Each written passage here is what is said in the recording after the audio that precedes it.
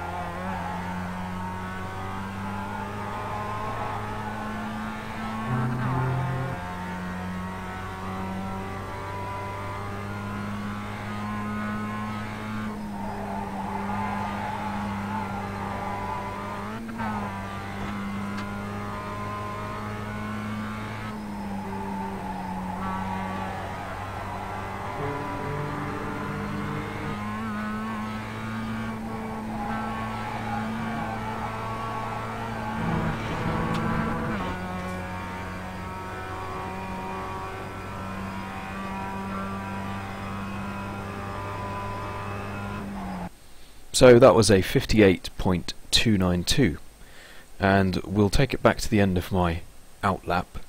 Well, you'll need a good exit out of this last corner. It's not critical, but it's always good to start your lap with a decent amount of speed across the start-finish line into turn 1. Now the braking point is quite late for turn 1. Really all the corners at this circuit are fairly fast, so you want to carry a lot of speed in. So for me, I'm braking pretty much around the 2 marker there.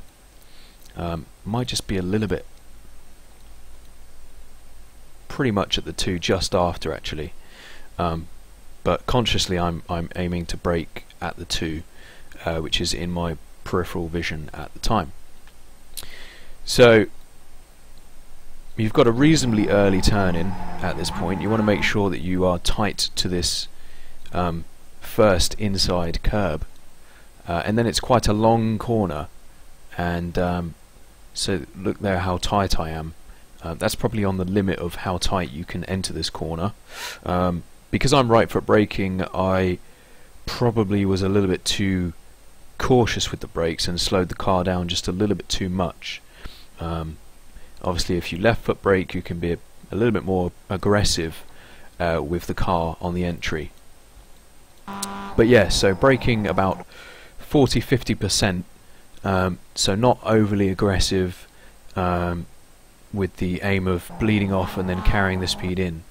Notice how, because I am right foot braking, I can't bleed off that last bit of brake pressure the way I normally do. So you'll see that I went straight from the brake, came off the brake, then onto the throttle, and I kind of do that throughout the corner really. If you watch, I play with the throttle throughout the corner, just to keep the speed up whilst avoiding understeer. So the problem is I don't want to trail brake if I can help it. Trail braking will help me keep the car tight mid-corner and help me to avoid running too wide on the exit, but it obviously scrubs off too much, it reduces your speed too much. So you want to try and keep your speed up, which is why I'm kind of playing with the throttle. And also it's really important to find yourself sat in the camber of the road here. So there's some concrete, slightly cambered section of the road which you want to be on the inside of.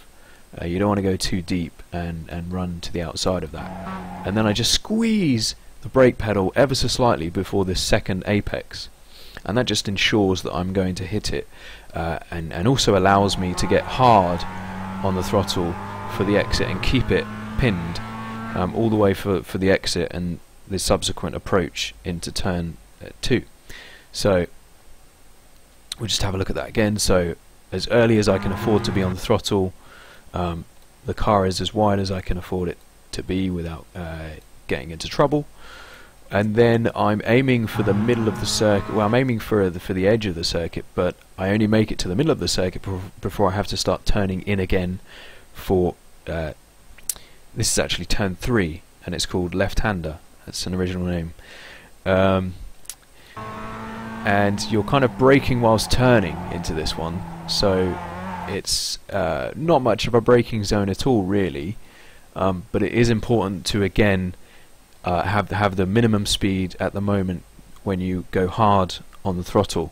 So you'll see that I'm turning left once again from the middle of the circuit, just over to the right of the middle of the circuit actually, and there's a few different lines that can work into this corner. You can go a little bit further wide and then cut back, or you can have a tight entry, go a little bit wide here and then cut back. The important thing is that you do cut back. So just braking quite gently here as I'm turning in, bleeding off the brake pedal. The speed of the car has now dropped sufficiently where I'm confident that I can commit to the throttle now and not have to lift off again. It's okay to have a small lift here. I'm not sure if I do this lap. No, I don't, because it can be so easy to just run it off wide and end up in those tyres. But ideally you want to be really, really nice and tight. So you've allowed the car to swing out a little bit wide here. So I'm not apexing yet. I'm apexing very, very late here. Only now am I apexing. So if we just take it through there and hard on the throttle right up to the edge of the track, into turn 4, we can see there, and that gives me the widest possible entry into turn 4, which again we've got this concrete cambered area that we want to find ourselves in and hooked up in, and we want to get as close to this inside curb as possible without actually hitting it, ideally. So although I do just kind of run over the very edge of it, it doesn't upset the balance of the car too much. So if we just look at that from the other side, so I'm not actually on the tall part, so the car has a slight little moment, but nothing major at all, and we are so hard on the throttle right up to that exit curb, but staying just within the gravel there. So then the run to down No Name Straight to the uphill of 5, you want to be keeping the car quite nice and straight, tight to the inside here on the right, and then bringing it diagonally over to the left again, running along the leftmost part of the track as you approach turn 5. So this is a very tricky corner, probably the most difficult on the whole circuit, purely because it's very easy to get it wrong. And it's also worth noting, from this stage onwards to the end of the lap, there's only really one optimal line that works. So it can make overtaking at this point and beyond very, very difficult. So just bear that in mind. So again, high speed on our entry, so I'm not braking more than 30% there, and I do actually induce a little bit of oversteer through here when I brake, and that's the reason for that is because I brake whilst I'm turning in, but I was a little bit too aggressive there, and I was lucky to get away with it. But you'll notice mid-corner how the steering is completely neutral, but the car is sliding. So this is almost like a four-wheel drift. So you don't want to overdo this. This is about the most that I could possibly afford to get away with, and to sort of compensate for the aggressive pointiness of the car at this stage, I've sort of gotten quite heavily back on the power, or at least fed the power in very early. So let's just look at it again and pay attention to my pedal inputs. So turning in on the brakes, but immediately I'm trying to get back on the power, and I commit to full power, and fortunately it sets me up just right, in fact, for the uphill. And you want to be nice and tight in the middle of this corner. So look at that, I'm almost on the grass there. And you can afford to take more speed than you probably first realise, because of the compression up the hill. So as soon as you get to this part of the track, you have lots of grip because the car's loaded up due to the compression. But then you have obviously the opposite effect as you crest over the top. The car almost takes off. Sometimes it does take off, and normally you get a bit of oversteer, which I've got right in this moment right now. So you've got to be wary of that, and you've got to have quite quick hands. And it's important that if you do have some oversteer, that you are as early and predictive with your correction as possible. So you'll notice there that I'm actually counter steering whilst in the air, and then as soon as the car lands, I straighten the wheel again. And also I'm not overly aggressive. I'm trying to keep it as smooth as possible, and that's kind of the name of the game through the last two corners. So we're approaching West Bend with quite a lot of speed. Both of these are in fourth gear. A very short braking zone again there. Only sort of 20-30% on the brakes again. Very brief. And I'm left foot braking again at this point. So I've got a little bit of maintenance throttle just to keep the car from turning in too aggressively like before. Because what you don't want to do is hook up with this curb on the inside, because that will kind of upset the front end of the car and push you wide, and you'll have to hesitate on getting back on throttle, or you can end up on the grass here. So the key thing is to avoid that curb and then get on the power as early as possible. It's also worth noting, again, I had just a little bit of oversteer. That slight correction, that's all it was, just a slight bit of correction there. And notice how I'm playing around with the throttle to balance the car in the same way. So you can use the throttle to erase oversteer or help prevent oversteer in the same way that you can use the steering. So then at this point I've fully committed to full power, and we'll just have a quick refresher. So as soon as I reach this curb, I'm now at full power, and then I don't lift off, using all of the track on the exit all the way up onto this exit curb. You can afford to drop two wheels on the grass here. Actually, you can normally get away with it. I wouldn't recommend it, but it's okay to carry just a bit too much speed. But this was pretty much bang on. And then the last corner is very much a timing thing, really. It's just about, I mean, you do dab the brakes. That's all it is. It's a little dab on the brakes, off the throttle. Make sure you get your timing right when you turn in. Hook up in that camber, and then hard on the throttle and hope that it sticks. Now it'll take a few attempts to sort of build up to that, where you feel confident to commit as much as I've done here. But we'll see as we come down.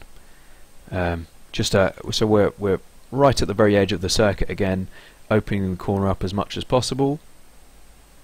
And we're having the slightest of dabs on the brake there. I mean, that was only about 10, maybe 20%. There's probably about 20% there. Sorry, 10% there. So I did actually lift off the throttle fully. I had a couple of goes at it, and that's because I'm just trying to get the timing right. So I obviously felt that the timing wasn't quite right, and I had to play with the throttle just to get the car to hook up to exactly where I wanted it to be. So you'll often see me doing that in this lap, in fact, kind of just playing with the throttle, trying to get to the point where I know that I can go flat out and then commit, and that way obviously you can maintain momentum, which is the most important thing about this circuit, is to get good exits everywhere basically, so that you can carry your momentum through each straight and then carry it through into the next corner. So we'll see on the exit there, that was well timed. I've got just about enough track available. It's very easy to commit a bit too early or turn in a bit too late. In fact, just a note on that, if you turn in too soon, what can happen is you can grab too much of this inside curb, which again is quite tall. So and what will happen there is the car will start, the front end will kind of take off a little bit, and the whole car will start rocking around, and often that can develop into some really nasty oversteer on the exit. And remember how much speed you're carrying at this point as well, so it's critical really to get your line absolutely right here. So that was just about right, and then up into 5th across the line. So that completes our analysis with the MX-5 Global Cup car at Lime Rock Park. You can find qualifying and race setups, telemetry and replays over at virtualracingschool.com, where you can also book one-to-one tuition with myself and top drivers from the likes of Coanda Simsport. Good luck this week, and thanks for watching.